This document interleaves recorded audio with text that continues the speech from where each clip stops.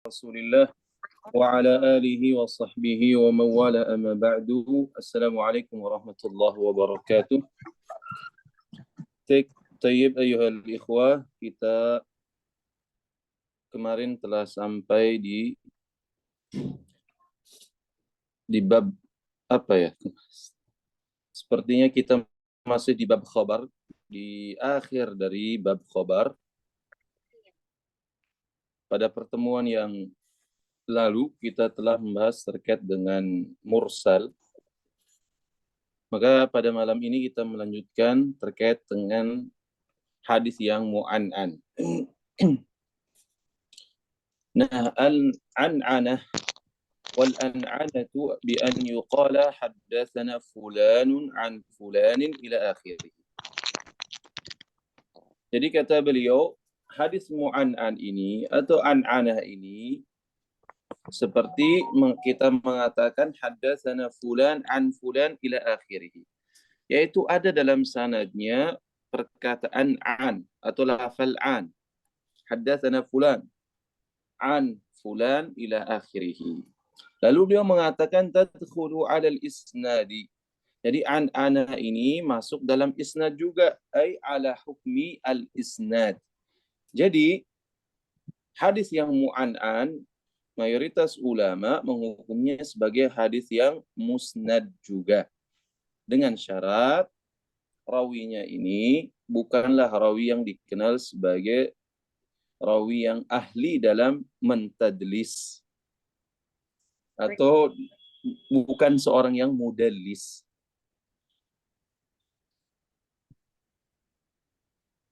Fayakunul hadithu al-marwiyu biha fi hukmi al-musnad. Nah, maka lalu beliau mengatakan, maka hadis yang diriwayatkan dengan cara an-anah ini dihukumi sebagai hadis yang musnad. Hadis musnad menurut usuliyin mattasala sanaduhu, yaitu hadis yang tersambung sanadnya sampai Rasulullah sallallahu alaihi wasallam, la fi hukmi al-mursal. Nah, beliau seolah memberikan isyarat di sini bahwasanya ada sebagian muhaddisin atau sebagian ulama yang memandang bahwasanya hadis mu'an'an ini masuk dalam kategori hadis yang munqati' atau hadis yang mursal. Namun yang sahih Allahu a'lam, hadis mu'an'an ini masuk dalam kategori hadis yang musnad. Littisali sanadihi fil zahir, katanya. Kenapa dia masuk dalam kategori hadis musnad? Karena sanadnya secara zahir itu adalah muttasil, yaitu tersambung.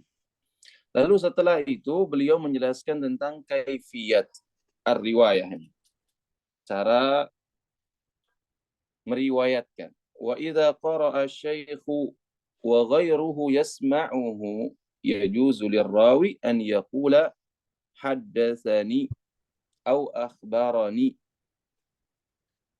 Kata beliau, kalau seandainya seorang syekh membaca sedangkan si murid ini, si rawi ini mendengarkan, maka boleh si rawi ini mengatakan haddatsani atau akhbarani. Artinya dia boleh menggunakan dua lafal ini. Ini merupakan lafal ada namanya. Haddatsani atau akhbarani. Wa in qara'a huwa, maksudnya adalah rawi, kalau dia yang membaca ala syaikhi, kepada syekh, fayaqulu akhbarani wa la yaqulu haddatsani. Maka kalau seandainya si rawi ini yang membaca kepada syekh, maka dia katanya tidak boleh menggunakan lafal haddatsani, akan tetapi menggunakan lafal akhbarani. Kenapa? Li'annahu lam yuhaddithu, karena si syekh ini enggak mentahditsnya. Wa minhum man ajaza haddatsani wa alaihi urfu ahli hadis. Dan di antara ulama ini ada yang membolehkan menggunakan lafal ada haddatsani.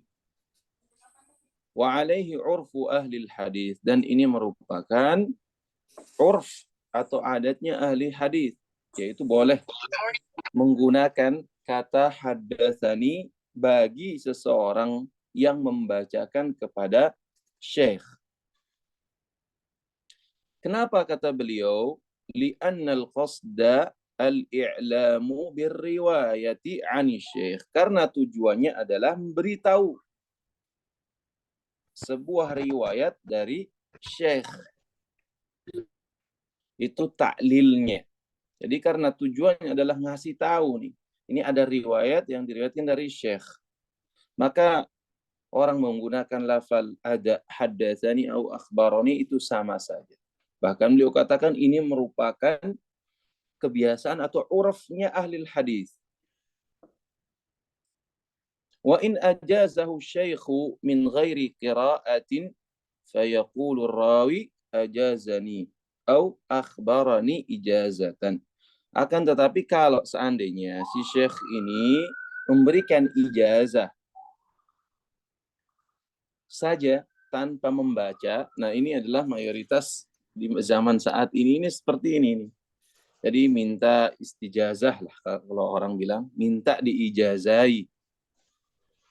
Nah, tanpa harus dia membaca dari A sampai Z, maka cukup bagi seseorang mengatakan ajazani atau akhbarani ijazah. Dan dalam ilmu hadis tentunya ijazah ini ada tingkatannya kan. Tidak hanya satu level saja. Kalau dalam usul ini disebutkan secara umum saja. Padahal dalam ilmu hadis jauh lebih luas daripada yang ada di sini. Dan juga lafal ada juga beragam. Yang tidak disebutkan atau tidak disinggung oleh Imam Haramain. Padahal ada munawalahnya. Kan gitu. Taib. Karena kita tidak terlalu ingin masuk lebih dalam, yang nanti insya Allah kita kaji dalam kitab yang lain. Baik, kita masuk ke bab qiyas sekarang. Ini qiyas merupakan bab yang paling di antaranya yang paling luas dibicarakan oleh ulama, karena disinilah sebenarnya inti daripada peran mujtahid. Jadi qiyas ini merupakan manatul ijtihad kalau kata ulama ahli usul. Jadi pijakan ijtihad ini ada di qiyas. Dan qiyas ini merupakan instrumen yang sangat penting bagi mujtahid untuk menjawab perkembangan zaman. Namun dalam kitab Waraqat ini beliau hanya menyinggung sebagian kecil saja terkait dengan qiyas. Yang pembahasannya lebih luas terdapat pada kitab-kitab yang besar. Sehingga ini sebagai tauti'ah lah. Artinya pijakan bagi kita sebelum nanti masuk kepada pembahasan qiyas yang cukup luas. Karena qiyas ini bisa dikatakan perhatian ulama terhadap bab qiyas ini sangat besar sekali. Kita tahu qiyas ini seperti kata Imam Haramain rahimahullah merupakan perhatian atau manatul ijtihad.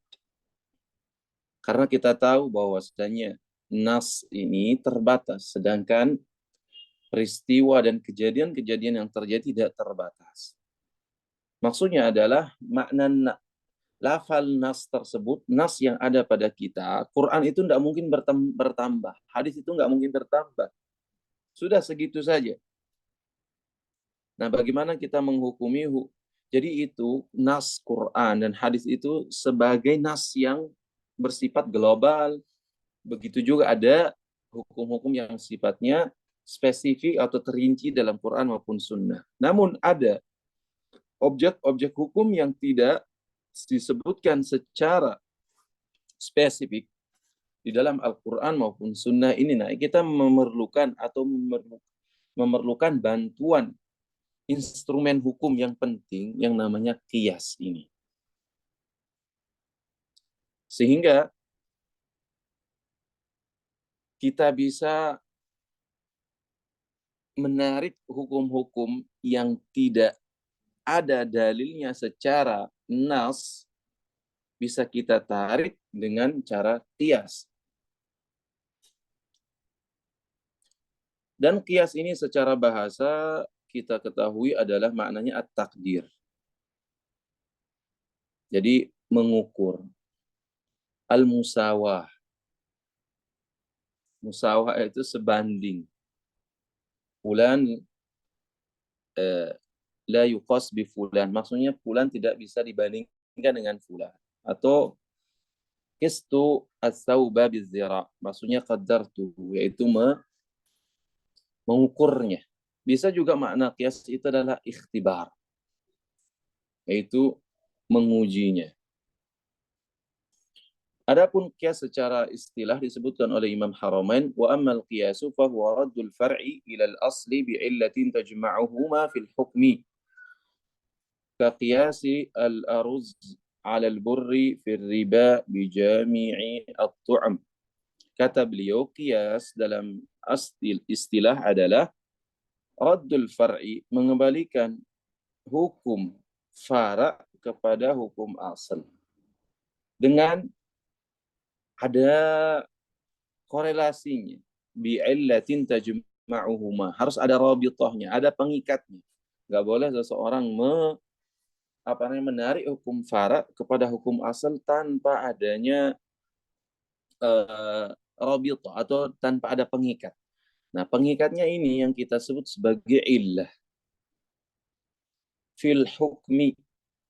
Jadi menarik fara' kepada asal dengan illah dalam hukum yang sama. Jadi dari definisi ini kita tahu bahwasanya qiyas itu mesti terpenuhi beberapa fondasi. Pertama ada namanya asal, yang kedua ada yang namanya hukum, yang ketiga ada namanya fara', yang keempat ada yang namanya illah. Jadi 4 hal ini mesti ada tatkala seseorang ingin melakukan yang namanya qiyas.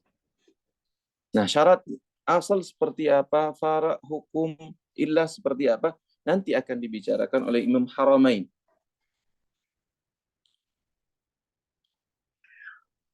Lalu beliau memberikan contoh dari definisi yang beliau sampaikan. Qiyasil aruz 'alal bur fir riba bi jami'i tu'am.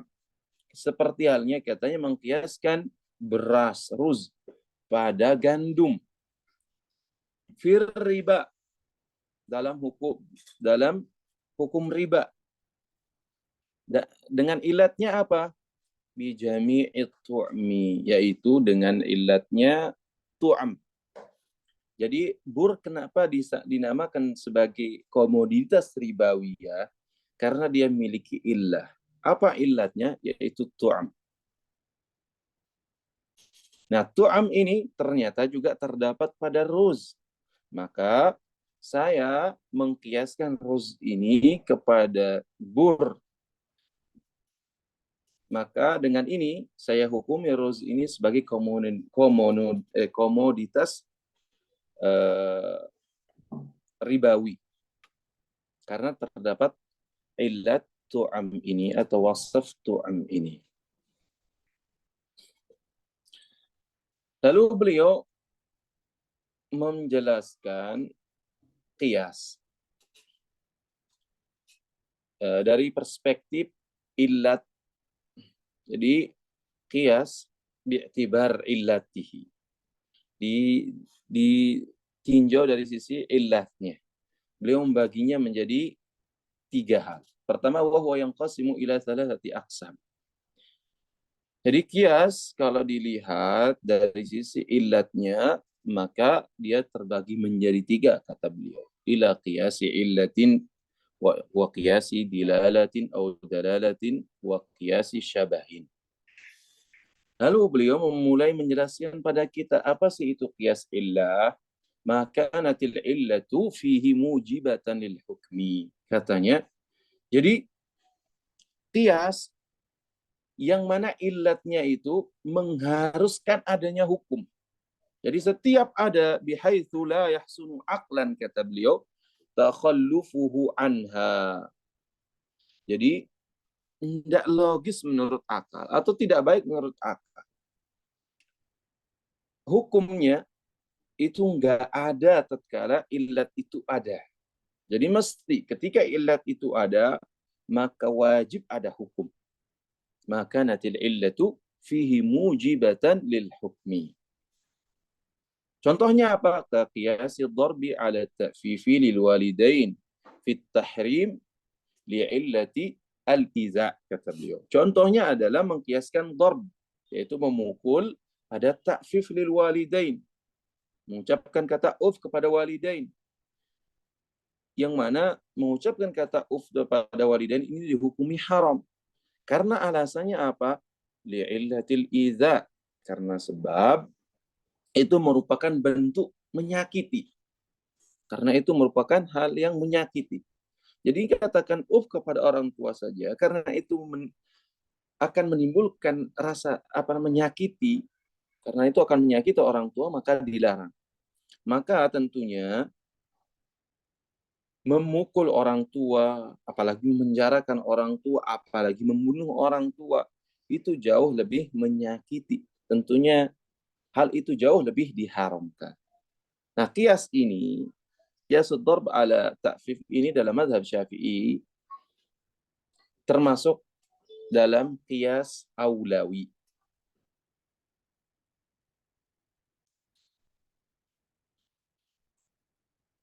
Adapun mazhab lain memandang enggak, ini katanya bukan termasuk qiyas, akan tetapi makna ini, larangan ini bisa dicapai dengan pendekatan mafhum muwafaqah.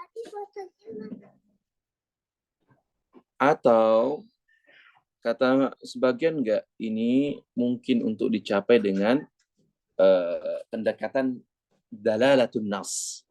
Jadi secara nas, jadi secara lugawi, tidak harus menggunakan pendekatan qiyasi. Tapi itu hanya sedikit tambahan saja. Kemudian yang kedua, wa qiyasud dalalah huwa al-istidlalu bi ahadi nadhiraini 'ala al-akhar. Wa huwa an takuna al-illatu dallatan 'ala al-hukmi wa la takunu mujibatan lil hukmi. Kata beliau, jenis yang kedua di antara macam-macam qiyasul illah adalah yang dinamakan sebagai qiyasud dalalah. Qiyasud dalalah seperti apa? Al-istidlalu bi ahadi an-nadhiraini 'ala al-akhar. Yaitu beristidlal, berdalil dengan salah satu dari dua hal nadhiran yang sama dalam sifat atau dalam hukum kepada salah satunya. Jadi kalau ada dua hal, kedua hal mirip. Nah, kita berdalil dengan salah satunya kepada yang lain dari dua hal ini.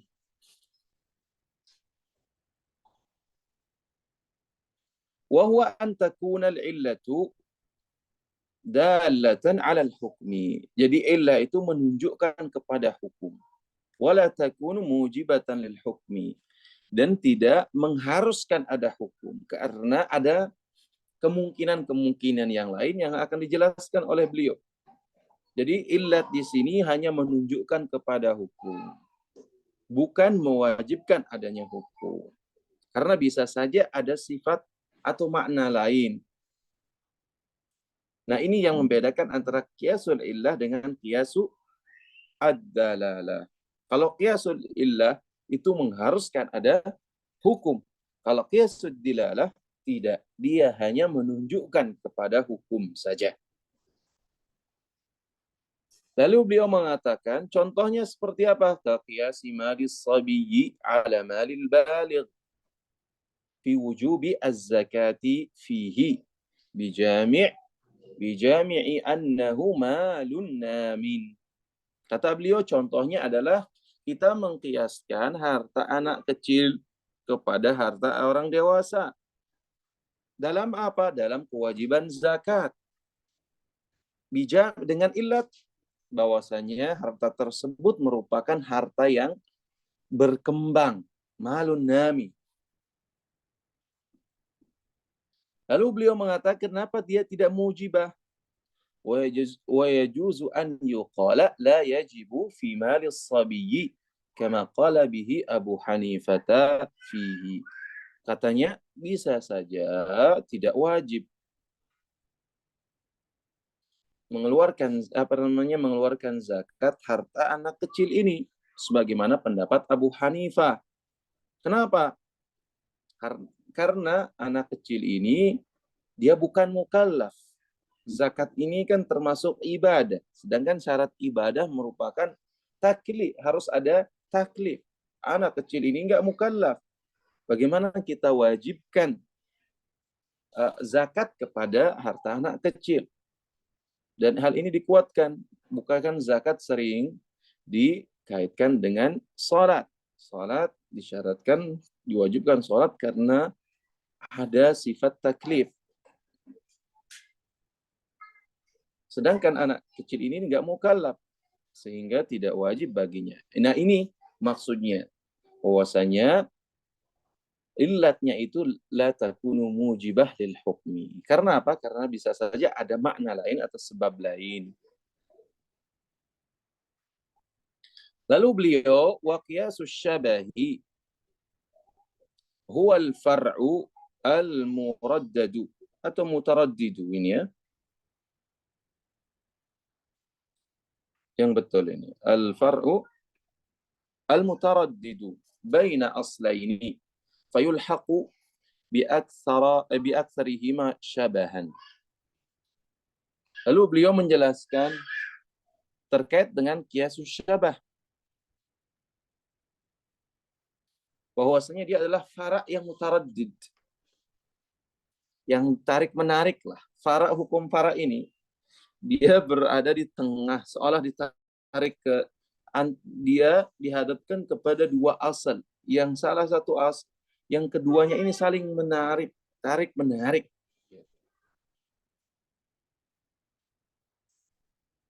Namun fayulhaqu bi aktsarihima syabahan. Tidak mungkin dia akan terus berdiri di tengah, tidak mau ke kanan atau tidak mau ke kiri. Mesti harus ada hukumnya. Karena kalau dia tetap berada di tengah ini nggak ada hukumnya nanti. Maka mesti dia yang dimenangkan yang seperti apa? Yaitu yang paling banyak miripnya. Yang paling banyak miripnya. Jadi fara ini digabungkan dengan yang paling banyak miripnya di antara dua asal. Nah, inilah yang dinamakan sebagai qiyasus syabah. Kama fil abdi idza utlifa, yaitu idza qutil. Seperti halnya budak ketika dia dibunuh, fa innahu mutaraddidun fil dhamah. Nih. Ini untuk bayar dendanya, ini seperti apa ini katanya? Dendanya. Seorang budak dibunuh. Dendanya harus dibayarkan seperti apa? Apakah bainal insanil hur, apakah dia dianggap sebagai manusia merdeka, min haitsu innahu adami, dipandang dia sebagai manusia, anak Adam. Wa bainal bahimati min haitsu innahu malun, bukan annahu, min haitsu innahu malun, dia dipandang sebagai hewan atau binatang karena dia dianggap sebagai barang komoditas. Nah, lalu pendapat mazhab Syafi'i dalam hal ini memandang bahwasanya wa bil mali aktsaru syabahan minal hurri. Dia katanya kalau dipandang dari sisi sebagai harta atau sebagai komoditas, maka dia lebih mirip. Contoh karena apa? Bidalil annahu yuba' wa yurathu wa yuqafu wa tudman ajza'uhu bima naqasa min qimatihi. Nah, dalilnya adalah bukti dia dijual belikan, dia diwarisi, dia diwakafkan, bahkan di seluruh anggota tubuhnya itu bisa diasuransikan. Kalau seandainya ada yang kurang dari hartanya, dari nilainya. Kalau seandainya salah satu jarinya hilang, maka itu mengurangi nilainya dan seterusnya. Nah, maka kalau kita lihat dari sisi ini, dia cenderung lebih dekat dengan sebuah barang dibandingkan dia sebagai seorang manusia. Baik, lanjut.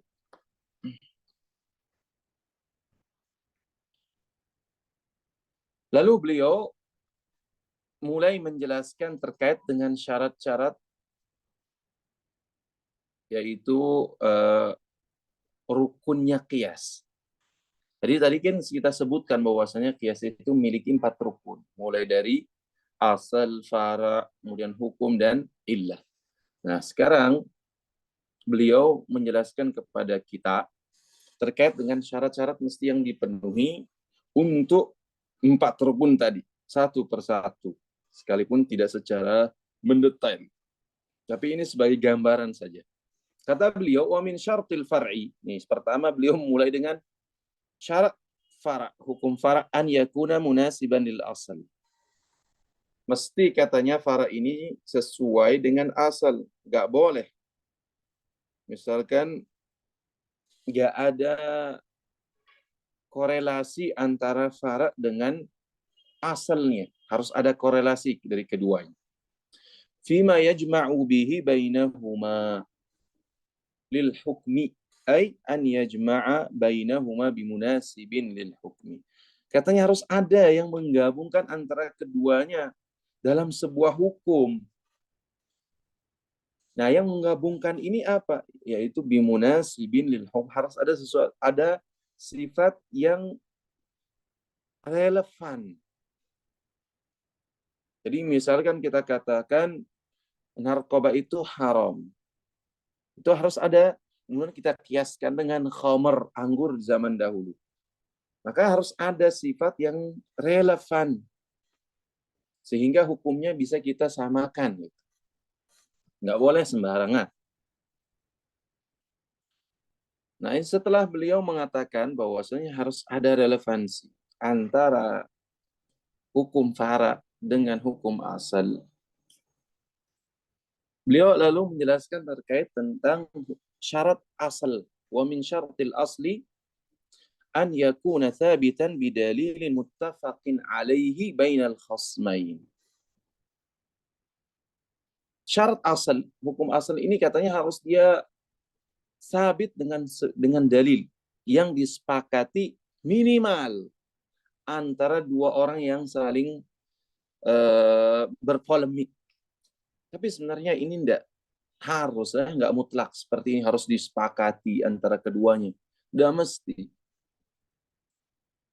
Namun anggaplah kita terima bahwasanya kalau ada dua orang yang berpolemik ini hukum asal ini mesti katanya harus sabit dulu antara orang yang berpolemik ini.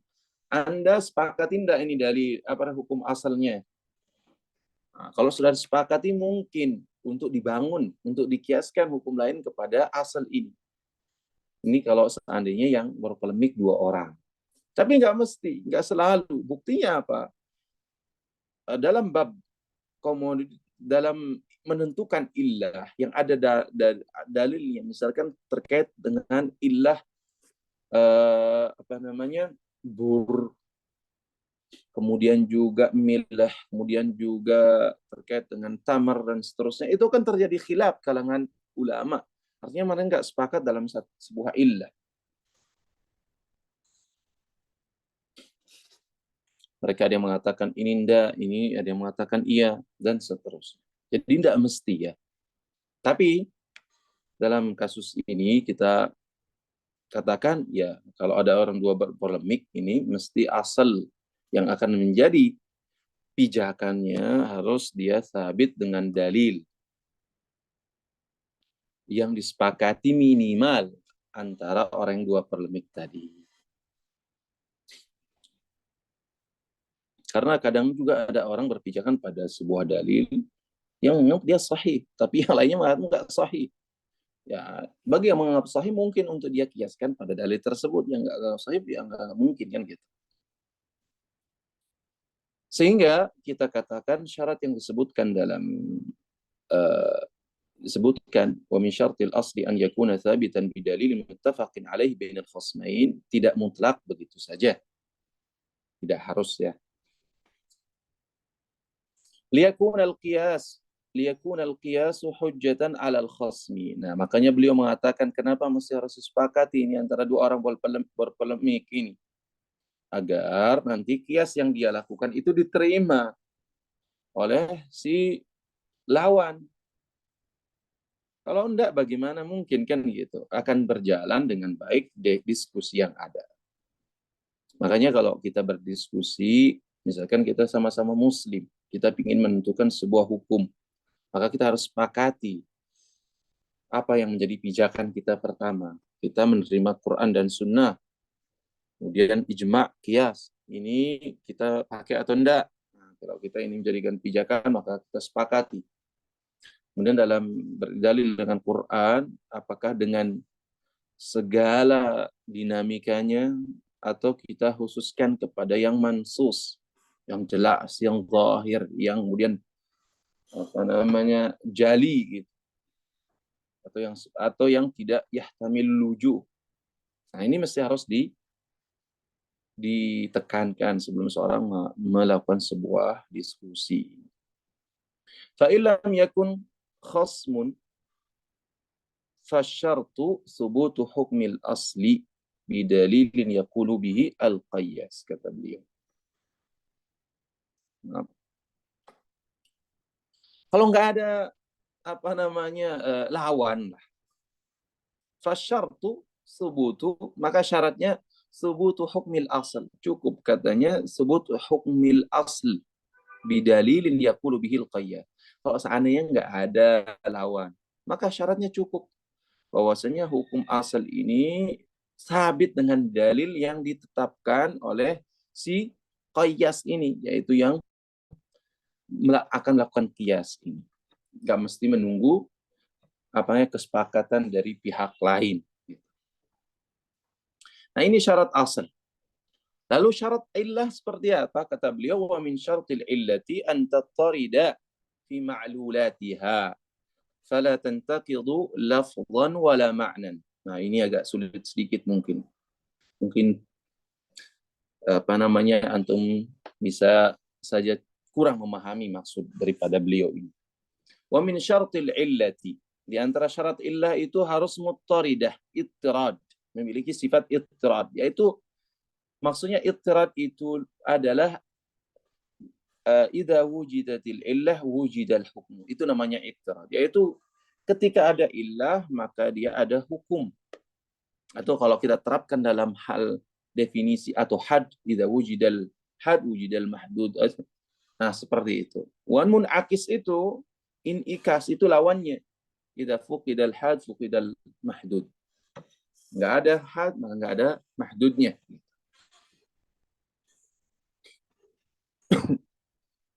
Jadi mesti illat itu harus muttaridah fi ma'lulatiha. Maksudnya adalah ma'lul di sini adalah hukum yang ditaklil dengan illat tersebut. Jadi illat tersebut selalu berada pada ma'lulnya, yaitu pada hukum yang ditunjukkan. Fala tantaqidu lafzan wala ma'nan. Enggak boleh batal baik secara lafaz wala secara makna. Maksudnya apa? Enggak boleh illat ini muntaqidah. Maksudnya secara lafal. Bagaimana maksudnya? Yaitu ada illat secara lafal, namun ternyata dalam objek hukumnya tidak ada ini illah. Tidak berlaku. Artinya hukumnya itu tidak ada. Dia ada illahnya, namun hukumnya nggak ada. Wala ma'nan. Dan juga makna illat ini ada, tapi ternyata dalam objek hukumnya nggak ada.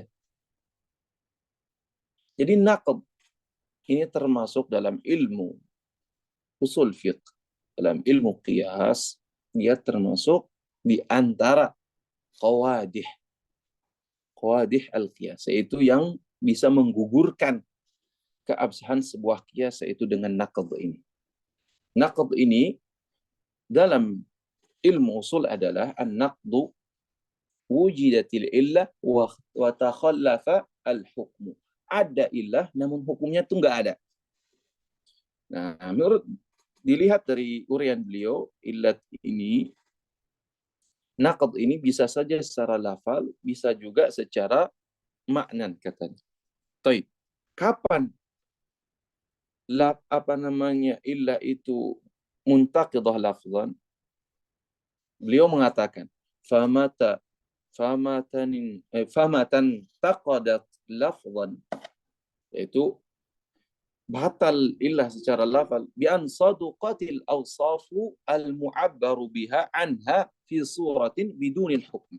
Maksudnya adalah intiqad secara lafaz adalah saduqatil awsaf al mu'abbar biha. Benar katanya awsaf, wasaf yang disebutkan tentang ilah tersebut dalam sebuah objek di suratin, dalam sebuah objek atau sebuah masalah, tapi nggak ada hukumnya. Awsaf au ma'nan, atau makna, atau katanya intaqadat ma'nan fama tantaqadat lafzan, atau fama tantaqadat ma'nan, dia batal ilahnya secara makna. Penjelasannya seperti apa? Bi an wujidal ma'na al mu'allalu bihi, ada makna yang ditaklil dengannya fi suratin bidunil hukmi, dalam sebuah kasus objek namun nggak ada hukumnya katanya. Maka kiasnya bagaimana? Dianggap fasadal qiyasu, maka dianggap kias tersebut adalah fasid. Sebenarnya panjang terkait dengan naqd ini, belum saatnya saya jelaskan sekarang karena dia ada penjelasannya nanti lebih detail. Mungkin insya Allah dalam kajian kita, dalam selesai kitab ini, itu nanti akan ada penjelasan tentang naqd ini lebih detail lagi. Sekarang cukupkan seperti ini dulu. Jangan melebar, nanti malah nggak selesai jadi kitab ini. Lalu beliau memberikan contoh yang pertama, yaitu intiqad lafdhan, sebuah illah yang batal secara lafal. Contohnya katanya, al-awwalu, yaitu yang pertama, secara lafal, ka'an yuqala fil qatli bil musaqqar, yaitu membunuh dengan barang tumpul. Innahu qatlun amdun wa udwanun fayajibu bihil qisasu, katanya. Jadi dia adalah pembunuhan secara sengaja dan juga secara udwan. Udwan itu apa ya? Fayajibu bihi al-qisas. Maka wajib karena sifat ini, sifat qatl amd wa udwan ini yang disebutkan secara lafal ini, maka wajib untuk dikisas. Seperti halnya kal qatli bil muhaddad, seperti halnya membunuh dengan barang tajam. Tapi ilatnya ini katanya, wasaf innahu qatlun amn udwan ini bisa batal, fayantaqidu dzalika bi qatlil walidi waladahu. Bisa dibatalkan itu wasaf yang disebutkan dalam sebuah kasus tanpa nggak ada hukum.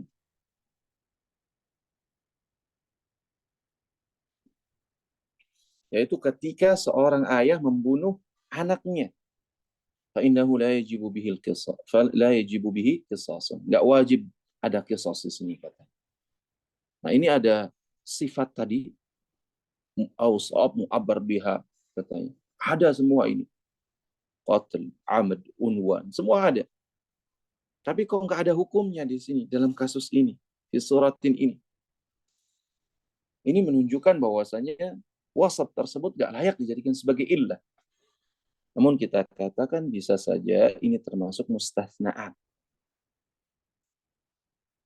Atau bisa karena ada mani di sini. Nah, ketika itu tidak mengharuskan illah itu menjadi mangkudah. Itu menjadi batal kalau bahasa kita. Ini sebenarnya sudah sedikit-sedikit masuk kita ke penjelasan ulama dalam masalah ini yang lebih dalam. Tapi di sini kan nggak disinggung. Wasani, adapun contoh yang kedua terkait dengan intiqad atau intiqad ma'nan. Ka'an yuqala tajibu zakatu fil mawashi lidaf'i hajatil faqir, katanya. Wajib, contohnya, wajib zakat pada hewan ternak lidaf'i hajatil faqir, untuk memenuhi kebutuhan orang fakir. Lalu dikatakan ini kan illatnya atau wasafnya, maknanya adalah karena untuk memenuhi kebutuhan orang fakir. Fayuqal hada yantaqidu dzalik. Wasaf ini katanya muntaqid, mangqud, atau illat ini mangqudah. Kenapa? Ada sifat tersebut fil jawahir, yaitu barang perhiasan. Wala zakata fiha, namun ternyata enggak wajib zakat pada barang perhiasan ini. Nah, ini mungkin bisa dikatakan seperti yang tadi. Ini mungkin diantara ada maniknya. Nah, atau ada mustasnaatnya, pengecualiannya, dan seterusnya. Lalu beliau mengatakan, wa min syartil hukmi an yakuna mithlal illah fi nafi wal isbati.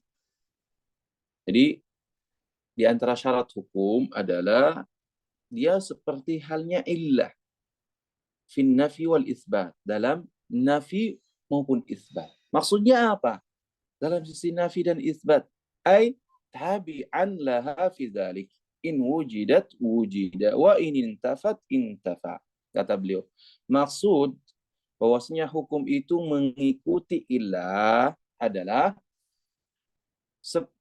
kalau ilat itu ada maka hukum itu ada. Kalau tidak ada ilat maka nggak ada hukum. Jadi ilat itu hukum itu ngikutin ilat. Ada ilat maka hukum ada. Kalau nggak ada ilah maka hukum juga nggak ada. Lalu beliau terakhir menjelaskan, ya, wal illatu hiyal jalibah lil hukmi, katanya. Illah itu mesti harus yang menarik hukum. Kenapa? Bimunasabatiha lahu, karena ada relevansi antara illat dengan hukum. Maka mesti dia harus mendatangkan hukum. Karena kalau ada ilah nggak ada hukum, maka namanya ilah ini mangqudah. Kalau seandainya hukum ada, illat nggak ada, bagaimana? Oleh karenanya berarti ada kemungkinan bukan itu illatnya, kan gitu. Sehingga ada hukum ternyata nggak ada illatnya, berarti bukan itu ilahnya.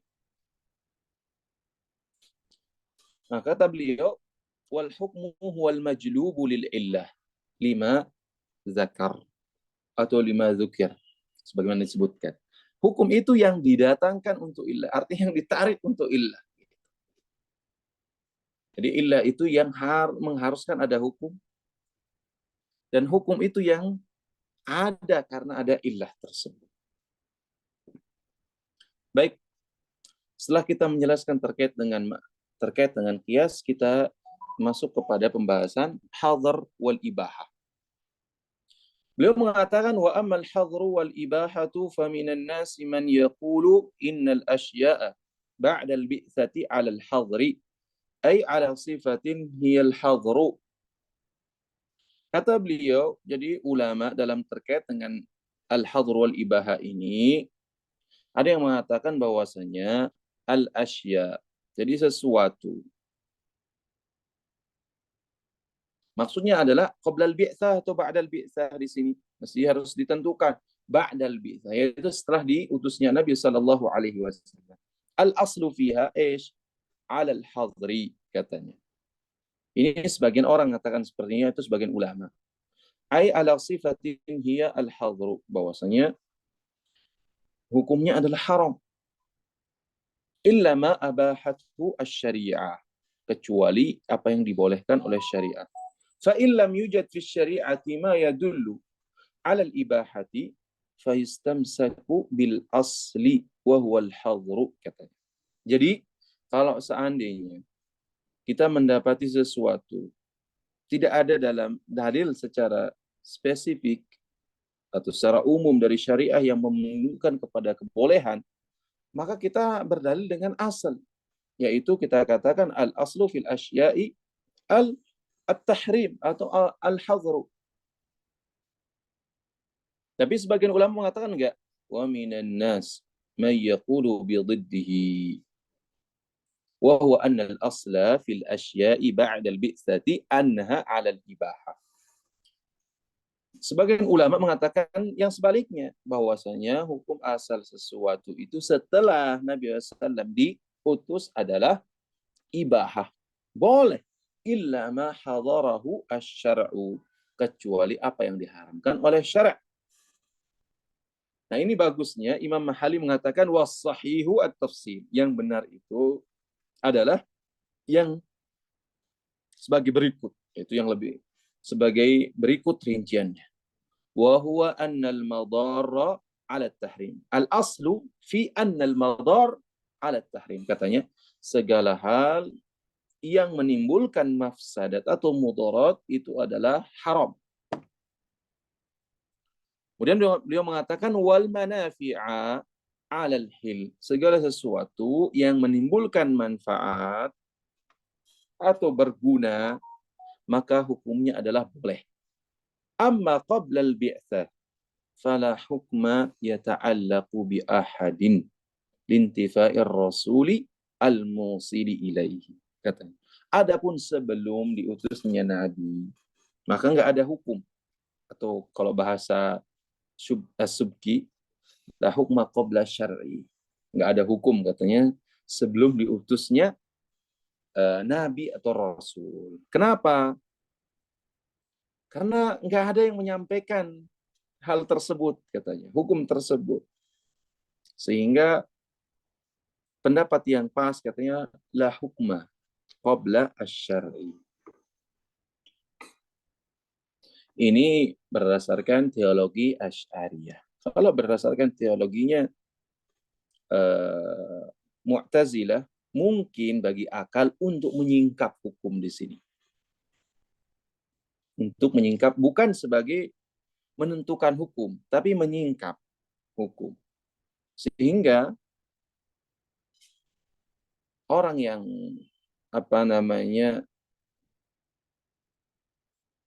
hidup misalkan tidak sampai kepadanya seorang rasul atau seorang penyeru, dia bisa mendeteksi ini baik dan buruknya berdasarkan akalnya.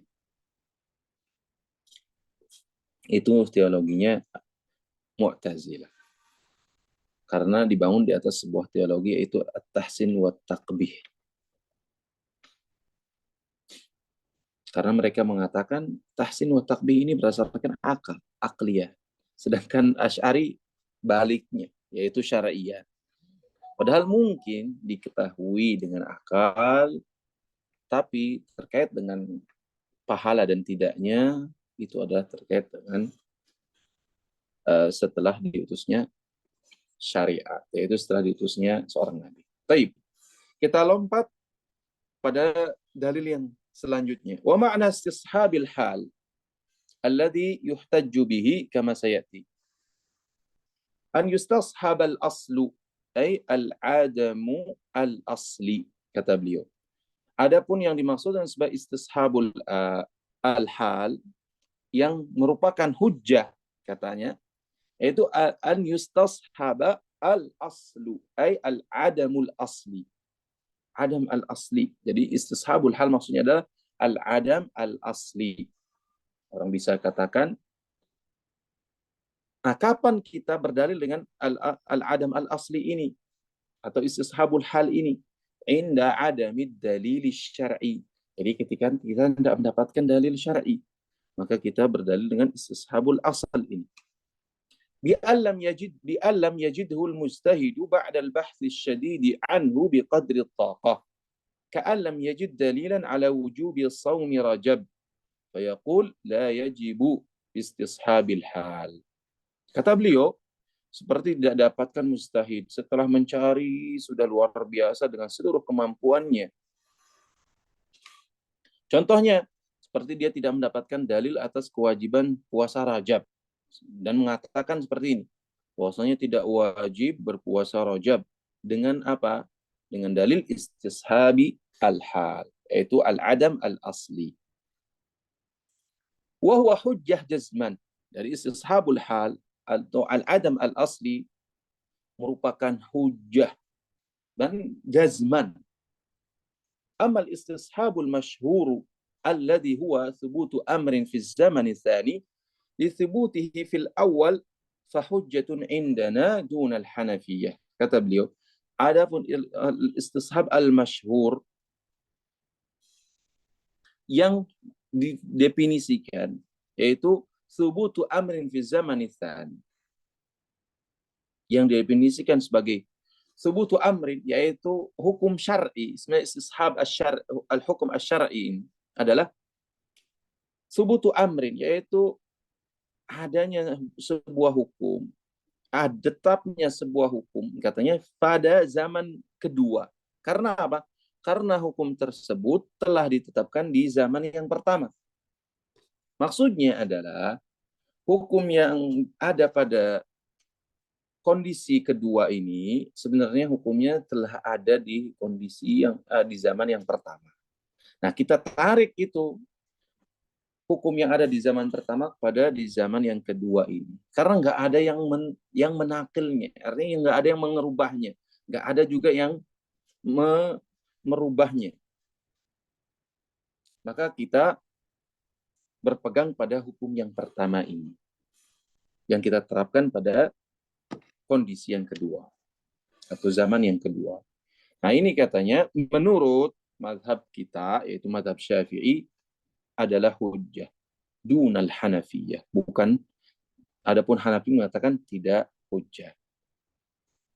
Fala zakata indana fi 20 dinaran naqisah taruju rawajal kamilah bil istishab, katanya.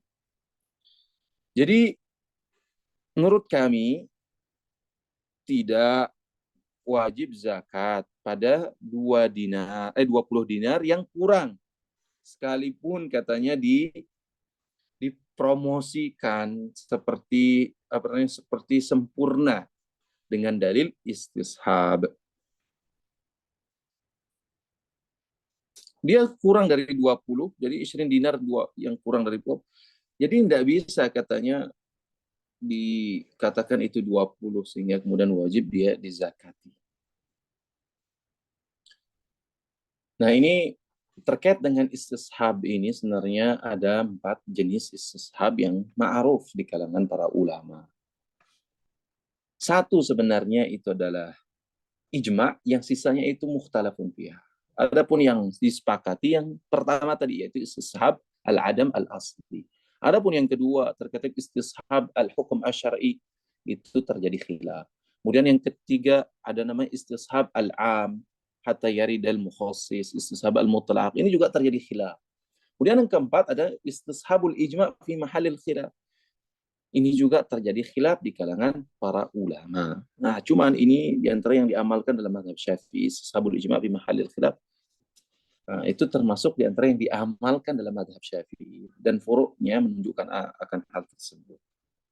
Itu terkait dengan sholat mutayam, yaitu orang yang tayamum lalu sholat, datang hujan. Nah, batal nggak sholatnya?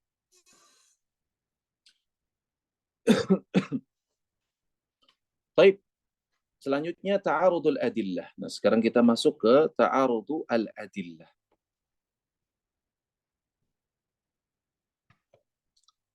Wa amal adillatu fayuqaddamul jaliyu minha 'alal khafi, kata beliau.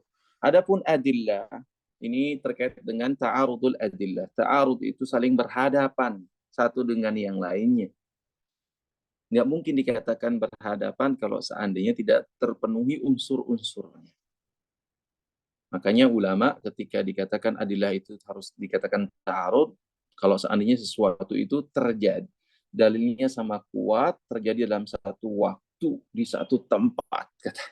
Satu waktu, satu tempat, dan sama kuatnya. Itu mungkin dikatakan ta'arud. Kalau enggak mungkin terjadi. Kalau seperti itu yang harus terjadi, maka seluruh khilaf tarjih yang dilakukan oleh para ulama ini sebenarnya hal-hal yang sia-sia. Tapi pada kenyataannya ya seperti inilah. Jadi kalau seandainya terjadi ta'arud antara dua dalil, kontradiksi antara dua dalil, yang satunya adalah jali, yang satunya adalah khafi. Bagaimana sikap yang harus kita ambil? Maka yuqaddamul jaliyu minha 'alal khafi. Jadi yang jali, dalil yang jali ini didahulukan daripada yang khafi. Contohnya apa? Kadzahiri wal muawwal. Wa dzalika kadzahiri wal muawwal. Jadi kalau ada dalil zahir, ada muawwal. Mana yang didahulukan? Dalil ini gimana yang didahulukan? Makna zahirnya. Jadi kalau kita lihat ra'aitu asadan misalkan. Makna zahirnya apa?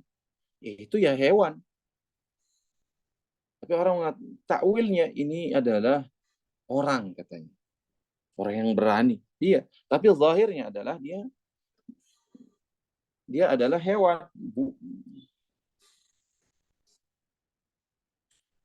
فيقدم اللفظ في المعنى الحقيقي على معناه المجازي. Begitu juga kalau terjadi ta'arud antara makna hakiki dengan makna majazi, maka yang didahulukan adalah makna hakiki.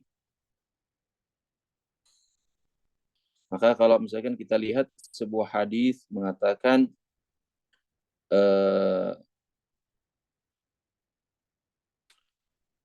al-mutabayyi'ani bil khiyari. Nah, kita katakan mutabayyi'an, yaitu benar-benar mutabayyi'an, yaitu antara pembeli dan penjual, bukan jadi telah terjadi yang namanya transaksi, bukan masih sebatas apa namanya al-mutasawiman kata Malikiyah. Enggak, kita katakan al-aslu al-haqiq fil kalami al-haqiq. Wal mujibu lil ilmi ala al-mujibi lil dhanni. Jadi kalau ada ta'arud antara yang menunjukkan makna ilm, yaitu qata', sedangkan dalil yang lain menunjukkan makna dhan, maka ketika ta'arud antara keduanya, yang mujib lil ilmi ini didahulukan. Contohnya katanya wadzalika kal mutawatiri wal ahad. Fayuqaddamul awwalu illa an yakuna 'aman fayukhassu bitsani kama taqaddama min takhsisil kitabi was sunnah. Contohnya seperti antara mutawatir dan ahad, maka didahulukan yang mutawatir.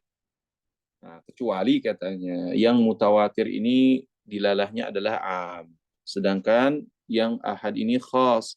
Maka kalau demikian kondisinya mungkin untuk mentaksis yang mutawatir dengan yang ahad. Wan nutqu min kitabin wa sunnatin 'alal qiyasi. Jadi nutq qaulullah wa qaulur rasulillah sallallahu alaihi wasallam katanya. Qaulullah atau qaulur rasulullah sallam, terjadi khilaf antara qiyas dengan qaulullah dan qaulur rasul. Maka kita katakan qaulullah atau nas ini muqaddam alal qiyas illa an yakuna nutqu aman fayukhassu bil qiyasi kama taqaddam. Kecuali katanya qala Allah ini atau qala Rasul ini am, sedangkan qiyas khas, maka mungkin untuk ditakhsis keumuman Quran atau hadis itu dengan qiyas ini.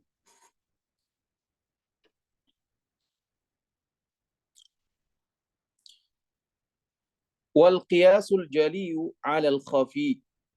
Begitu juga antara qiyas ini terjadi khilaf. Misalkan ini qiyas jali menunjukkan A, khafi menunjukkan B. Maka ketika terjadi hal tersebut, apa yang terjadi? Wadzalika ka qiyasil illati 'ala qiyasi asy-syabah. Jadi qiyasul illah, terjadi ta'arud antara qiyasul syabah dengan qiyasul illah. Maka kita katakan qiyasul illah ini muqaddamah 'ala qiyasi asy-syabah. فإن وجد في النطق من كتاب أو سنة ما يغير الأصل katanya, أي العدم الأصلي الذي يعبر عن استصحابه باستصحاب الحال فواضح أنه يعمل بالنطق. Nah, kalau seandainya terdapat dalam kitabullah atau sunnah Nabi SAW ma yughayyirul asal, yang merubah hukum asal, yaitu al-adam al-asli ini, atau yang disebut dengan istishabul hal, maka hukumnya seperti apa? Annahu yu'malu bin nutqi. Tentunya yang diamalkan adalah an-naqil, yaitu apa yang telah disebutkan dalam kitabullah atau sunnah nabinya sallallahu alaihi wasallam. Wa illam yujad dzalik, katanya, kalau enggak ada itu, fayustashabul hal, ay al-adamul asli, ay yu'malu bihi. Kalau enggak ada, katanya, dalil Quran maupun sunnah yang merubah itu semua, maka kita baru mengamalkan yang namanya al-adam asli.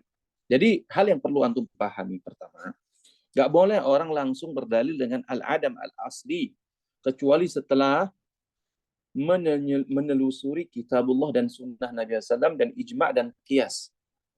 Kalau sudah semua ini kita cari dan berusaha, baru mungkin untuk berdalil dengan istishab. Nah, berdalil Quran dan sunnah itu yang seperti apa? Antum cek mantuknya, mafhumnya, dalalatnya, dalil iktidaknya, dalil isyarahnya. Kemudian antum cek juga misalkan mutlak muqayyadnya. Artinya amar nahi, semuanya dicek semua. Kalau semua dalalat itu juga tidak menunjukkan, maka cari dalam sunnah. Sunnah nggak ketemu, cari dalam ijma. Ijma nggak ketemu, cari dalam qiyas, dan seterusnya. Kalau sudah nggak ada, baru kemudian kita bisa berdalil dengan istishabul hal. Lalu beliau berpindah ke al-mufti wal mustafti. Nah, al-mufti wal mustafti ini maksudnya adalah al-mujtahid. Jadi kita masuk ke bab al-istihad ini. Al-istihad itu diambil dari kata al-jahdu, artinya ta'ab, adalah rasa lelah. Wal juhdu itu artinya adalah at-taq. Jadi al-jahdu dengan fathah, al-juhdu dengan dhammah itu beda maknanya. Namun kedua hal ini ada bagi si mustahid ini. Lelahnya ada, menggunakan seluruh potensi kekuatannya juga ada. Jadi mustahid itu enggak boleh hanya satu saja, begitu. Enggak mau capek, enggak boleh. Harus ada capeknya. Karena enggak mungkin orang capek. Artinya dua hal ini mutalaziman lah. Orang kalau sudah menggunakan seluruh potensi yang dia miliki, mesti akan melahirkan yang namanya rasa capek dan seterusnya. Jadi mujtahid ini, al-istihad ini jadi istifragul wusa' lil wusul ila hukmun syar'i. Jadi dia mengerahkan seluruh potensinya untuk sampai kepada hukum syar'i. Nah, pelakunya ini yang dinamakan sebagai mujtahid. Lalu beliau mengatakan, wa min syartil mufti wa huwal mujtahid, yaitu mujtahid, syaratnya adalah an yakuna aliman bil fiqhi aslan wa far'an khilafan wa madhaban. Berat juga ini syaratnya. Kalau untuk ingin jadi mufti, ini mesti menguasai fikih baik dari sisi usulnya, yaitu dalilnya, baik dari sisi masalahnya, yaitu far'an, baik kemudian dari sisi perbedaannya, baik dari sisi setiap mazhab, khilafan wa madhaban. Jadi kalau belum sampai ke derajat ini, jangan jangan mencoba-coba jadi mujtahid, apalagi jadi mujtahid medsos ini.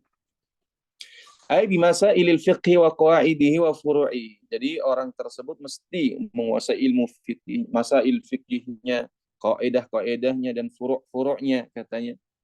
Wa bima fiha minal khilaf, begitu juga terjadi khilaf ulama dalam masalah-masalah fikih tersebut. Liyadhhaba ila qaulin minhum, sehingga dia bisa berakhir kepada satu pendapat di antara pendapat yang diperselisihkan. Wala yukhalifuhu bi an yuhditsa qaulan akhar, dan juga sehingga nanti dia tidak menyelisihi apa yang telah masalah yang diperselisihkan dengan dia menimbul atau membuat pendapat baru. Jadi dengan mengetahui khilaf bahwasanya dalam masalah ini terjadi 2 pendapat atau 3 pendapat, nah lalu dia melakukan satu proses saja yaitu mentarjih, bukan kemudian melahirkan pendapat baru. Nah ini artinya seolah dia mengatakan semua yang sebelumnya itu adalah dalam kesesatan. Jadi saya saja yang dalam kebenaran. Dan ini tentunya menyelisihi hadis Nabi SAW, la tajtami'u ummati ala dhalalah. Dan kita juga pernah menyinggung sebelumnya apa yang disebut dengan al-ijma' al-dhimni. Listilzami ittifaqin min qablihi, listilzami ittifaqi man qablahu li'adami dhahabihim ilaihi ala nafihi, katanya. Karena ini mengharuskan mereka sepakat istilzam ittifaqi man qablahu li'adami dhahabihim ilaihi. Karena ini katanya yalzam min qaul, atau yalzam dengan kita mengatakan ada pendapat lain dari apa yang telah disepakati sebelumnya, mereka itu tidak kepikiran untuk berpendapat dengan pendapat yang dia sampai kepadanya. Wa an yakuna kamilal alati fil ijtihadi. Katanya beliau, syarat mujtahid ini mesti kamilal alah fil ijtihad. Arifan bima yahtaju ilaihi fi istinbatil ahkam. Dia harus tahu nih apa yang diperlukan ketika melakukan istinbat ahkam minan nahwi wal lughah wa ma'rifatir rijali ar-rawin. Begitu juga mengetahui yaitu ilmu rijal, yaitu para rawi ini harus diketahui karena dia nanti akan menghukumi sebuah hadis sahih atau tidaknya, dia perlu mengetahuinya. Lil akhbari liya'khudha bi riwayatil maqbuli minhum dunal majruh, sehingga dia bisa mengambil mana riwayat yang diterima dan tidak, atau mana riwayat yang dicacati, katanya. Wa tafsiril ayatil waridati fil ahkami wal akhbari al waridati fiha. Begitu juga dia mesti mengetahui tafsir ayat yang ada dalam hukum. Begitu juga khabar yang ada dalam hukum tersebut. Jadi mesti tahu semua ini. Tapi ayat hukumnya sebagai berapa standarnya? Dia mengatakan 500. Ada yang mengatakan 300. Ada yang mengatakan semuanya wajib. Dalam masalah ini saya punya tulisan khusus. Sekarang saya tidak ingin mentarjihnya. Tapi baiknya antum nanti insya Allah semakin luas akan kita mungkin menikos satu persatu. Liwafiqa dzalika fi ijtihadihi wa la yukhalifuhu, katanya. Agar dia sepakat dengan hal tersebut dalam ijtihadnya, tidak boleh menyelisihinya. Wa ma dzakarahu min qawlihi arifan ila akhirih min jumlati alatil ijtihad. Yaitu masuk dalam kategori bagian daripada alat ijtihad. Wa minha ma'rifatuhu biqawaidil usuli wa ghairi dzalik. Di antaranya adalah mengetahui kaidah-kaidah usul. Ini terkait dengan syarat yang harus dipenuhi bagi seorang mujtahid. Ya, kalau kita baca dalam kitab-kitab usul pada umumnya, maka lebih panjang lagi daripada apa yang disebutkan oleh Imam Haramain. Namun kita cukupkan sampai di sana. Wa min syartil mustafti an yakuna min ahli taqalidi fayuqallida al-mufti fil futya. Fa'in lam yakun asy-syakhsu min ahli at-taqlid bi an kana min ahli al-ijtihad falaysa lahu an yastaftiya kama qala wa laysa lil alimi ay al-mujtahidi an yuqallida litamakkunihi min al-ijtihad. Kemudian dia mengatakan dari syarat orang yang nanya ini, mustafti ini namanya penanya atau awam lah bagi kita, harus dia syaratnya adalah dia bagian daripada ahli taklid, sehingga fayuqallida al-muftiya fit futiyah, sehingga dia bisa mentaklidi orang yang mujtahid ini dalam fatwanya. Fa'ilam yakun asyakhsu min ahli taqlid, berarti mafhum dari syarat yang disebutkan Imam Haramain adalah kalau orang tersebut bukan dari ahli taklid, dia termasuk ahli ijtihad, maka hukumnya seperti apa? Nggak boleh dia bertanya istifta seperti yang beliau sampaikan. Karena apa? Karena orang mustahid ini katanya nggak boleh dia untuk beristihad. Kenapa? Karena dia mampu untuk maaf, nggak boleh orang mustahid ini untuk bertaklid. Kenapa? Karena dia mampu untuk melakukan istihad. Jadi nggak boleh dia bertaklid. Ini alasannya. Padahal sebenarnya ada rincian yang lebih tepat daripada hal yang beliau sampaikan di sini. Tapi kita tidak akan masuk ke sana, cukup dengan apa yang beliau sebutkan. Lalu beliau berbicara tentang taklid wal istihad wa taqlidu qabulu qaulil qaili bila hujjah, katanya. Jadi yang namanya taklid itu adalah menerima perkataan orang tanpa dengan hujjah. Yadhkuruha, yaitu yang disebutkan. Jadi pokoknya nerima begitu saja tanpa mengetahui dalilnya. Fa'ala hadza qabulu qaulin Nabi sallallahu alaihi wasallam. Berdasarkan hal ini, maka jadi berdasarkan definisi ini, maka katanya qabulu qaulin Nabi fima dzakarahu minal ahkam, yaitu pada hukum-hukum yang disebutkannya tidak la yusamma taqlidan, tidak disebut sebagai taklid. Wa minhum man qala, dan di antara ulama mengatakan at-taqlidu qabulu qaulil qaili wa anta la tadri min aina qalahu ay la ta'lamu ma'khadahu fi dzalik.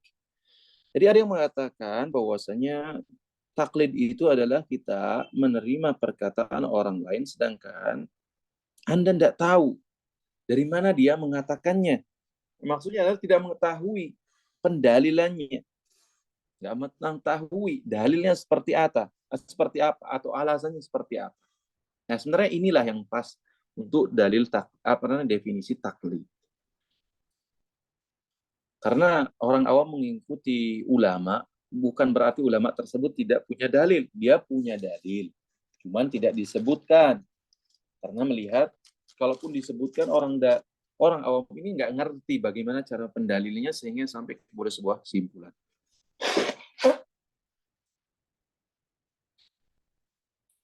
Lalu beliau mengatakan, fa in qulna inna Nabiy sallallahu alaihi wasallam kana yaqulu bil qiyas, katanya, kalau kita katakan Nabi sallam juga melakukan qiyas bi an yajtahid fayajuzu an yusamma qabulu qawlihi taqlida.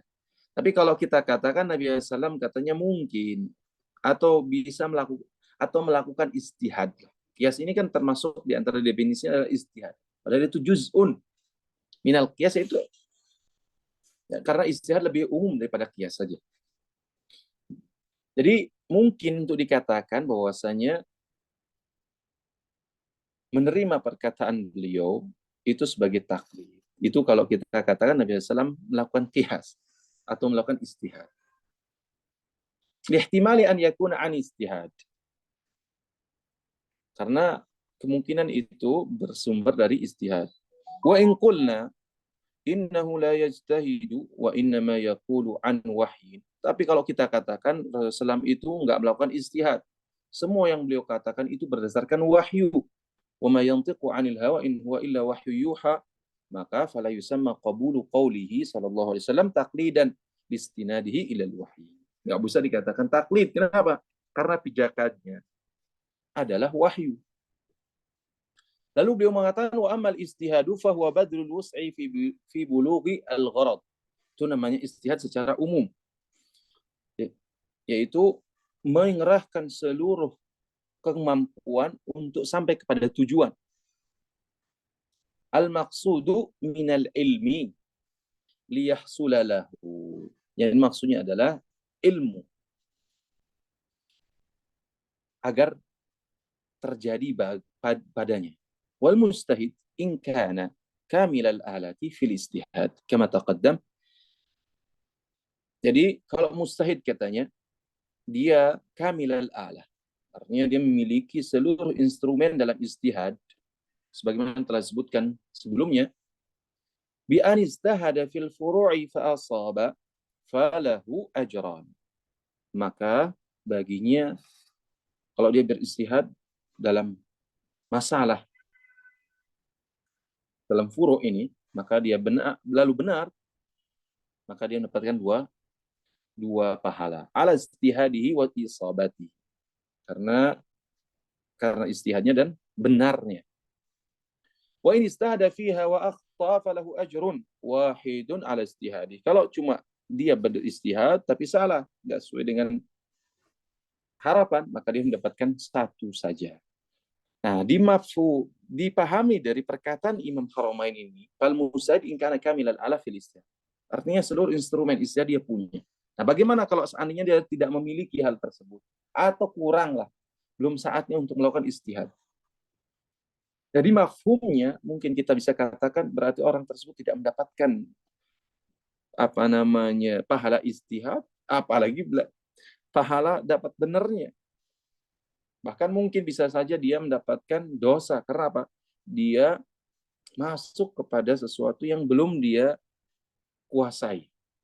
Sehingga kebenaran yang dia peroleh pun itu hanyalah secara kebetulan. Dan Islam tidak menginginkan hal tersebut.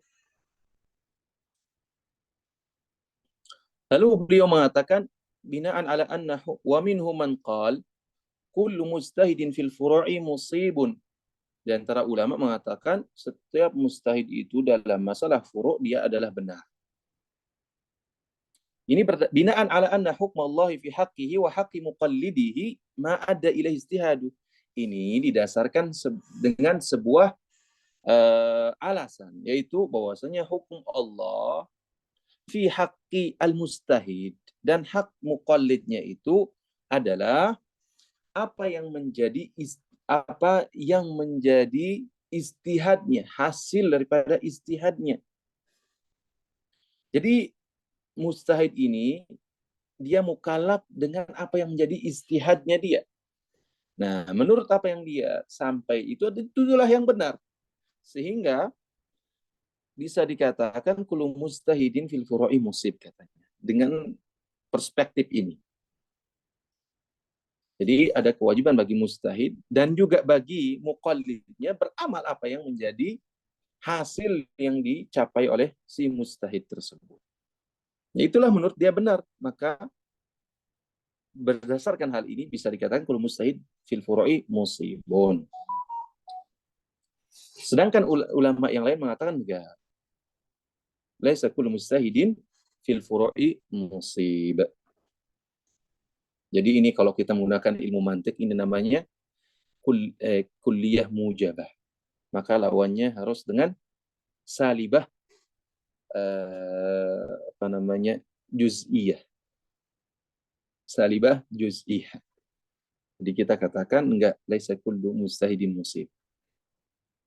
Ba'dul mustahid musib, ya. Kita kata ini kan mengatakan kullu mustahidin fil furu'i musib. Ini kullu mustahidin termasuk kulliyah mujab. Maka kita jawab dengan salibah juz'iyah salibah. Itu ba'dul mustahid musib. Nah, berarti sisanya mukhti. Baik. Wala yajuzu an yuqala kullu mujtahidin fil usuli al-kalamiyah. Nah, setelah tadi masalah terkait dengan apakah kullu mujtahidin musib dalam masalah furu'. Nah, sekarang berkait dengan apakah setiap mujtahid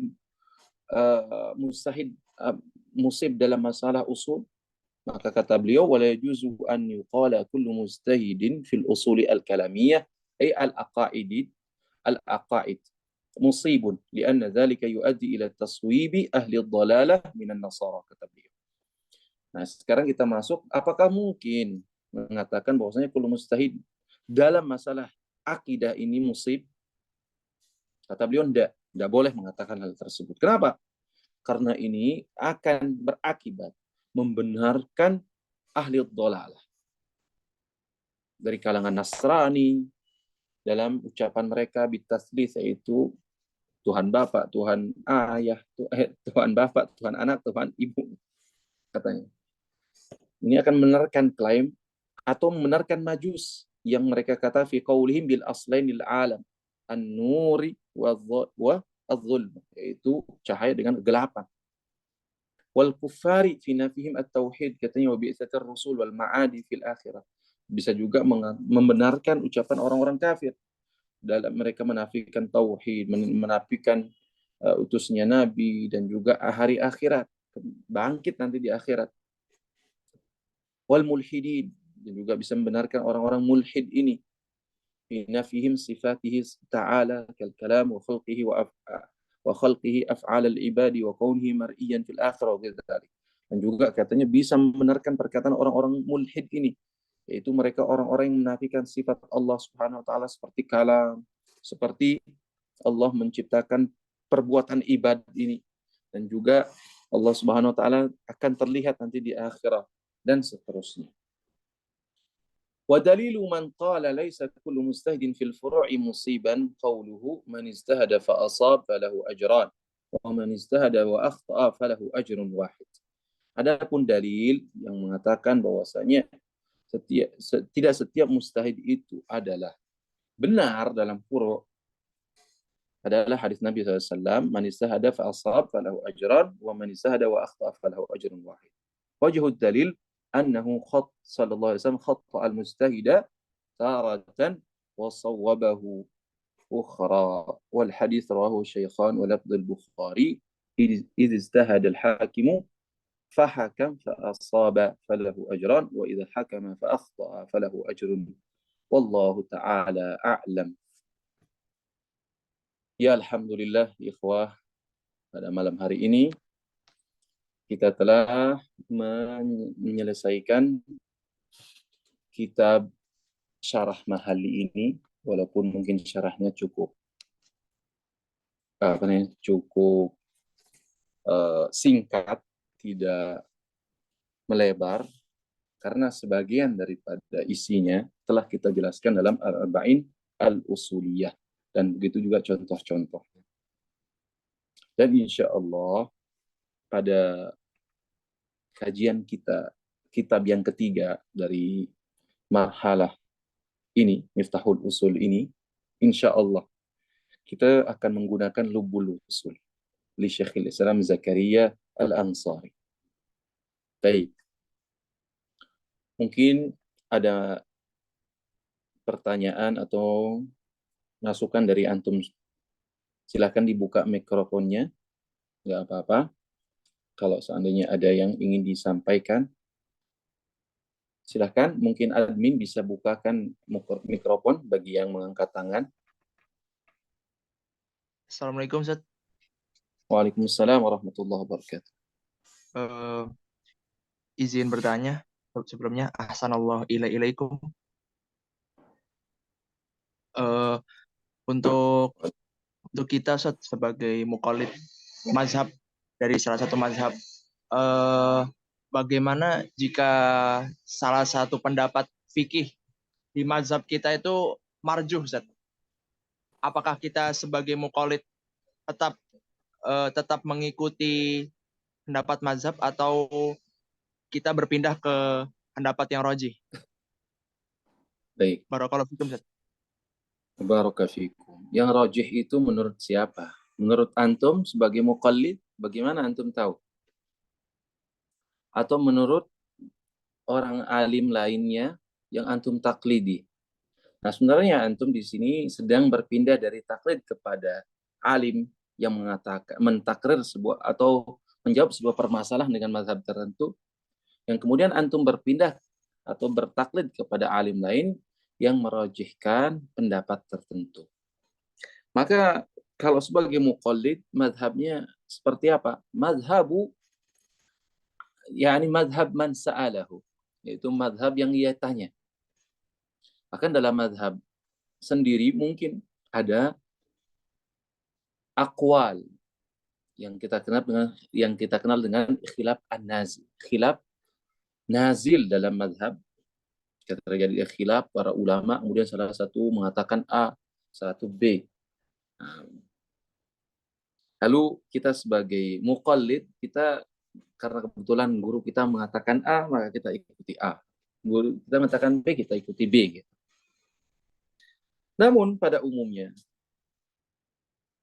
kita sebagai muqallid tentunya kadang kita tidak mampu untuk melakukan yang namanya tarjih.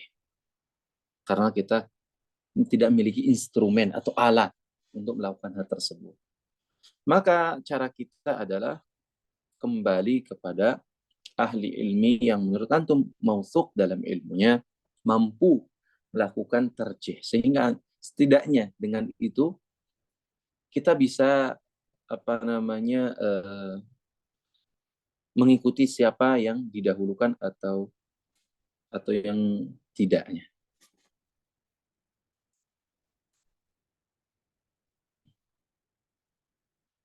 Baik. Ada yang lain? Ustadz Afwan, boleh saya bertanya lagi? Tafadhal, tafadhal. Untuk kitab selanjutnya, kemarin saya lihat di pamflet itu rencananya akan dilanjutkan ke Al-Luma, Ustadz. Kenapa dipindah ke kitab Lubul Usul? Mungkin bisa dijelaskan. Baik. Ini memang jadi pertanyaan. Apa namanya yang jadi diskusi kita juga di para asatidzah yang ada di Ma'had Imam Haramain ini. Awalnya memang kita ingin melanjutkan ke Al-Luma sebagaimana yang ada dalam pamflet tersebut. Namun setelah saya pertimbangkan, masail yang ada di Luma memang cukup banyak, tapi kayaknya untuk taksil kitab Lubul usul itu masail mungkin untuk kita selesaikan lebih cepat daripada membahas kitab Luma. Sehingga dan masailnya juga lebih banyak dan juga sebagai pijakan nantinya sebelum kita masuk ke kitab Jam'il Jawami. Jadi Lubul Usul ini secara masail dan dia juga nggak ada istidlalat. Artinya betul-betul taksil untuk tasawur masalah satu persatu. Nanti mungkin syarahnya dari saya yang istifadah dari berbagai syarah dalam lewat kitab Lubul Usul ini. Itu pertimbangannya. Dan juga insya Allah suatu saat mudah-mudahan kitab Al-Luma dalam bahasa Indonesia bisa kita juga nanti syarah atau kita mencoba Lubul Usul ini belum kita syarah dalam bahasa Indonesia, mudah-mudahan bisa jadi pijakan sebelum nanti kita mengkaji Jam'il Jawam. Allah a'lam. Baik. Izin membacakan pertanyaan di chat. Tafadhal. Assalamualaikum Ustaz, jazakumullah khair atas ilmu yang disampaikan. Afwan izin bertanya berkaitan dengan illah riba filbur adalah at-tu'um, apakah berlaku kiasnya kepada seluruh makanan, misalkan lauk, buah, sayur, dan makanan-makanan ringan? Masya Allah ya. Tu'am ini, kalau kita ingin ittirad, artinya berlaku pada seluruh ma'lulatnya, ini kan dalam urf kita, lauk itu macam-macam ya. Mulai daging, apa kayak gitu. Semua makanan pokoknya. Sayur, buah. Nah, buah apakah termasuk tu'am? Iya. Apel dan seterusnya sayur juga tu'am ini. Dan makan ringan ini tu'am juga. Apakah berlaku riba? Apakah berlaku ilat ini? Nah, ini juga yang menjadi salah satu i'tirad kepada Syafi'iyah yang menjadikan tu'am ini sebagai illah. Yang ketika dia ditarik dalam beragam masalah atau dalam beragam objek, ternyata tidak semuanya bisa dikategorikan sebagai komoditas ribawi. Sehingga tu'am ini tidak tepat dijadikan sebagai atau bisa dikatakan ilahnya mangkudoh katanya. Tidak bisa digunakan sebagai pijakan. Nah, maka mungkin katanya digunakan dengan wazan. Ada yang mengatakan dengan kut sebagai makanan. Nah, sedangkan sayur makanan ringan ini sekalipun makanan ringan tapi dia bukan kut. Sayur juga bukan kut. Misalnya sebagian daerah tidak termasuk kut. Mungkin hanya sekedarnya saja. Gitu. Buah juga bukan termasuk kut.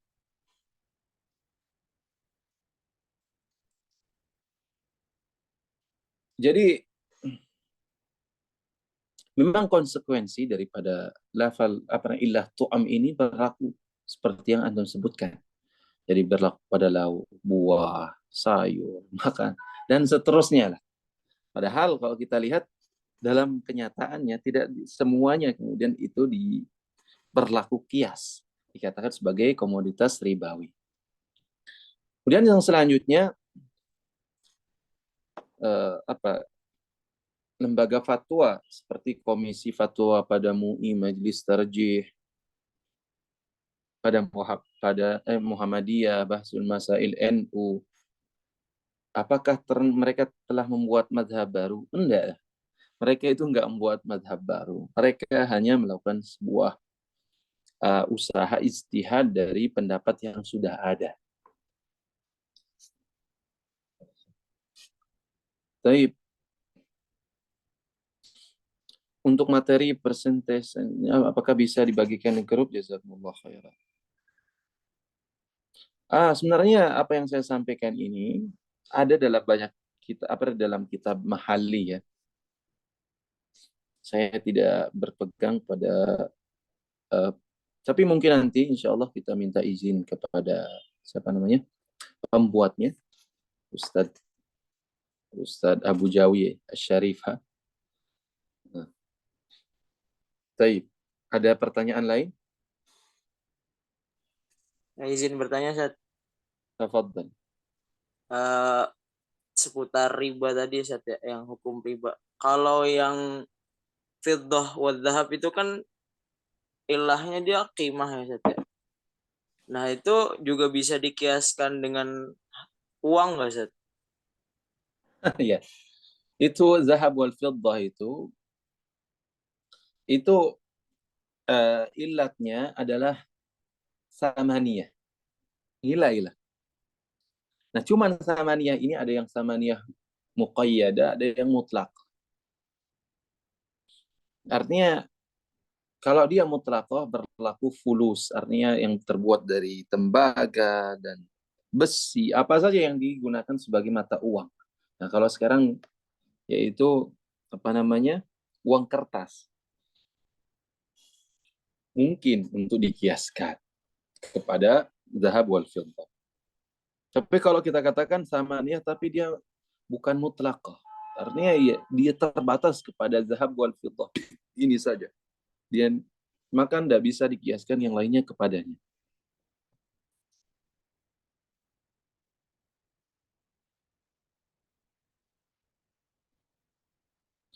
Nah, untuk kitab Lubul Usul ini, kalau bisa beli yang tanpa syarahnya saja. Tapi di samping itu, antum nanti sambil membaca syarah-syarah yang lain, di samping syarah saya ya. Baik, sepertinya Senin depan, kemungkinan kita rehat dulu. Baru akan dimulai insya Allah pada Senin yang akan datang.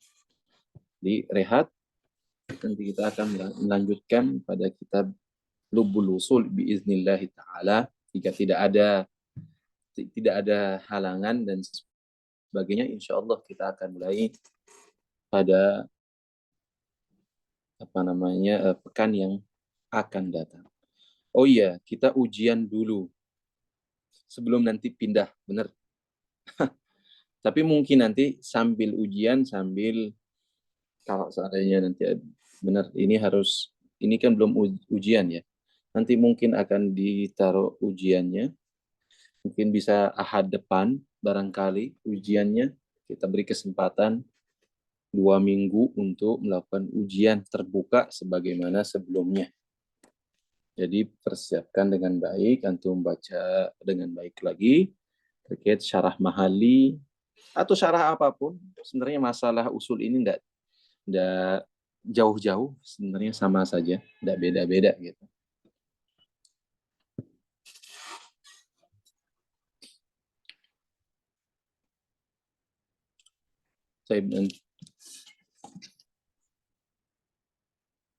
Ada yang masih ditanyakan?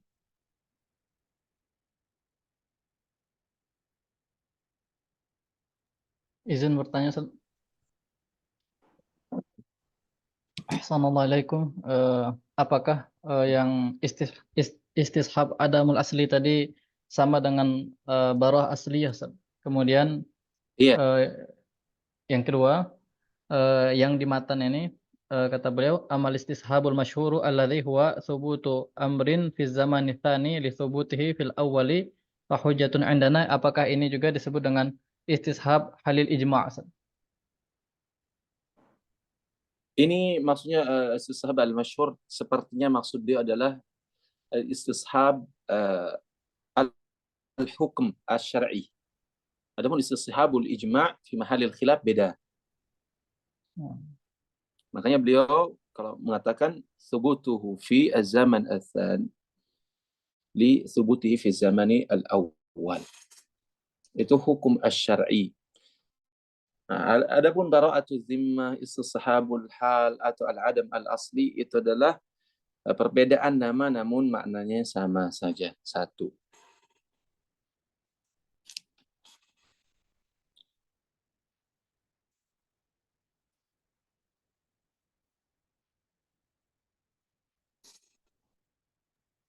Izin bertanya, Ustaz.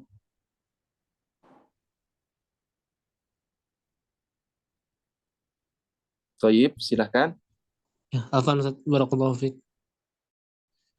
Untuk usul fikih ini, apakah setiap mazhab itu ada ciri-ciri masing-masing, Ustaz, untuk usul fikih? Apakah ada perbedaan gitu, Ustaz? Jazakallahu khairan, Ustaz. Baik. Benar. Jadi masing-masing memiliki ciri, seperti mazhab Hanafi memiliki ciri tersendiri. Adapun jumhur yang dalam hal ini dari mazhab Maliki, Syafi'i, dan Hambali secara umum memiliki kesamaan. Namun secara mendetail di sana baru nampak perbedaan di antara masing-masing mazhab. Seperti misalkan dalam mazhab Syafi'i, qaulu sahabi bukanlah hujjah, sedangkan dalam mazhab Hanafi itu hujjah. Begitu juga misalkan masalah ijma'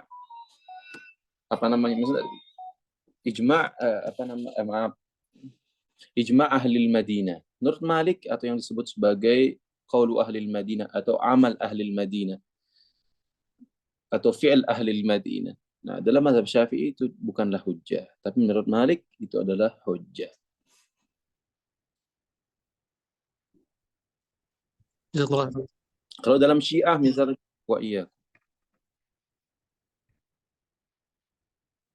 kalau dalam Syiah itu ada namanya ijma' ahlil bait. Nah, dalam madhab Sunni semuanya itu bukanlah hujjah kan. Baik. Terakhir sebelum saya tutup, ada mungkin masukan dari antum terkait dari model pembelajaran yang telah kita lalui sampai saat ini.